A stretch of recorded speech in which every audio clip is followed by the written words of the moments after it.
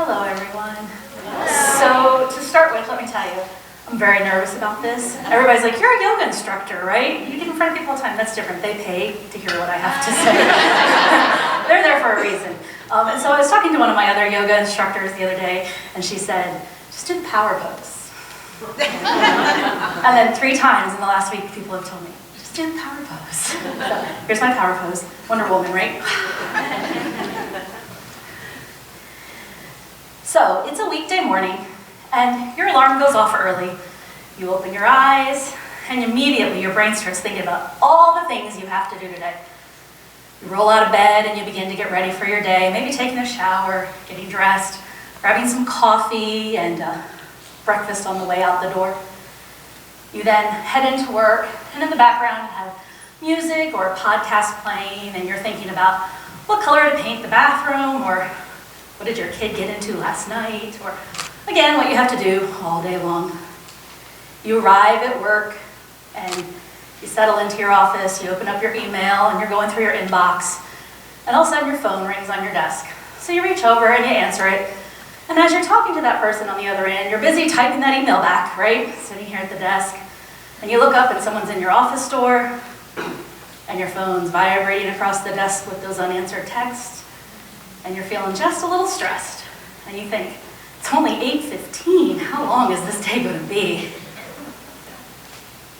With the constant interruptions, 24/7 access to smartphones and tablets, and blurred lines between work time and home time, we've all become master multitaskers. Or that's what we tell ourselves. Scientific studies have shown that the human brain is not designed to be a multitasking tool. It can really truly only focus on one thing at a time. When you ask it to focus on more than one thing at a time, all it's actually doing is rapidly switching back and forth between those things, and it's not really focusing on either one. So it's kind of like juggling. Hoping these don't become rogue and end up all over the place. We'll see.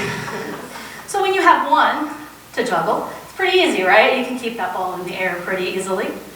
But when you add in a second one, you kind of have to slow down and focus on moving all those parts around, and eventually you drop one, or 2, or 3, or maybe 10. Studies have shown that by multitasking, each task that you do takes up to 40% longer than it would have if you had just done that one thing at a time. That adds up to a lot of time throughout your day. That's where mindfulness can begin to help you focus in, achieving more by doing a little less. So what is mindfulness? It's a buzzword nowadays, right? Mindfulness is focusing on one thing at a time in the present moment. You're not worried about what's going to happen later on or what already happened in the past. You're worried about that one thing right now. The great news is that there's lots of ways to incorporate mindfulness into your life, and anyone can do it at any time.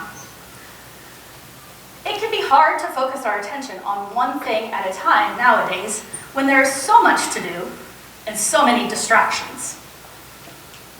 Mindfulness can be as simple as taking 5 minutes, or maybe a little less, to just sit, close your eyes, and focus on your breath as it comes in and as it goes out. You can engage a breathing technique that allows you to breathe in and count that breath as it comes in, and then work to match your exhale to that same number. This brings online the parasympathetic nervous system, helping to calm you down as well, and then become more focused. You may also choose to just take a walk around your office or outside on the campus, and don't take your phone. Leave it in the office. Notice the trees that are green, and the sky and the clouds, or the pictures on the wall that you've never even noticed were there because you're always looking down when you walk by them. Deciding to be mindful doesn't mean that it happens overnight. Doesn't mean that you're ready to go and you're just going to be able to do it. We have trained our minds to wander, and they do that a little naturally for some people more than others. So how do you work that into your day? One tool is time blocking. So time blocking is simply finding like tasks and merging them into one block of time each day. So for example, maybe you set aside a couple of blocks of time throughout your day to respond to emails. And when you're not in that time block, you close your email out so those notifications aren't popping up and you're not tempted to go, just check one time. You may also schedule time to make phone calls, or maybe you schedule some dedicated time in your day to work on those reports that you need to get done. And that's all you do during that time. There are other small changes we can make throughout our day to incorporate mindfulness into our workflow. You can also schedule in breaks as you're there, because breaks are important.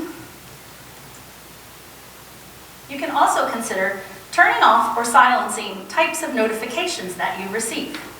If you like to check Facebook or your NFL fantasy team stats, schedule in time for that. And then that way, you have a reward when you've completed your tasks. When your brain wanders to those things, remind yourself that you have time for that and refocus. Becoming mindful doesn't mean that you stop having distracting thoughts.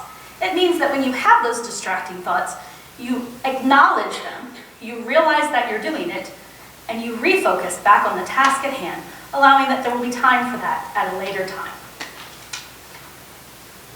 Visual and audio reminders can also be helpful. So I did say silence your notifications, but maybe if you need to remember to get up and move every so often, set a timer that you don't silence. That helps you remember to move a little, breathe, whatever you need to do. You may also put an affirmation or a little word on your wall that says focus, mindfulness, something that inspires you to remember that that is your goal. If you are constantly interrupted by your coworkers, how many people are constantly interrupted by their coworkers, right? Yeah, I know. And we're bad at doing it to other people too, right? So consider setting aside office hours. I liken it to like the professors, right? When you're in school and you have to see your professor, you have to go during their office hours. If they're there, they may not even talk to you if you come outside those office hours. So you don't have to be rude about it, but you can set aside time each day that your coworkers know that you are available for any questions or comments. On the flip side, respect your coworkers' time. We all come over, hey, you got a minute? Nothing ever takes a minute. Nothing. So then they're interrupted and you're taking up their time. So instead, maybe you send them an email saying, I need to discuss this with you. When would be a good time? And then that's when you schedule it in and find that time to go talk to them. Studies have also found that it's easier to be mindful when you practice an attitude of gratitude. Isn't that a cute little funny phrase, right? Attitude of gratitude. But what that really means is that you keep that positive mindset, you try to find the silver linings when you're struggling, and you show appreciation for your coworkers. I often say, I enjoy coming to work now because I laugh every day where I work. Sometimes it's at myself, sometimes it's at someone else, but I laugh every day. As well as this, you need to make sure that you maintain a good diet, movement every day, and plenty of sleep. All of these help you become more focused and more healthy overall, and you'll probably feel a little better in general. Also, it's important to take some scheduled time each day for your lunch break. Get up from your desk and eat somewhere else. If that's going down to the lovely new commons or outside or in your car or you go to Walmart, it doesn't matter. Just take some time away from work to allow your brain to rest and refocus. This can all seem really overwhelming sometimes when you're trying to implement all these tasks in at the same time. So the simple way to do this is to find one thing that you can implement today and begin to do that, and then do it tomorrow and the next day. And over time, you'll find that that has become a habit and it's simple. And then you can implement something new. The most important part of this is remembering that none of us are perfect and we all have bad days, or maybe a bad week, or maybe even a bad month, and that's okay. When you fall off track, don't beat yourself up and consider that you just can't do it.